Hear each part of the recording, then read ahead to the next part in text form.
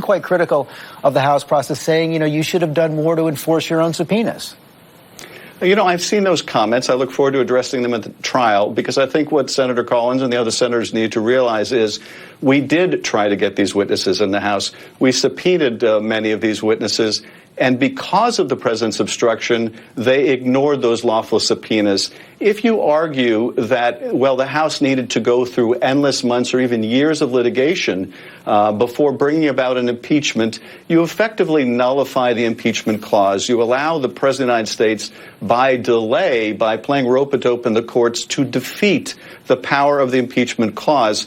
The framers gave the House the sole power of impeachment. It didn't say that was given to judges who at their leisure may or may not decide cases and allow the House to proceed. So that is not the structure that the framers intended. And I'll make one other point, George, which is, I think, a powerful one, and that is Donald Trump's Justice Department is in court saying the House cannot go to court to enforce its subpoenas. Well, they can't have it both ways, and neither should the senators accept it both ways.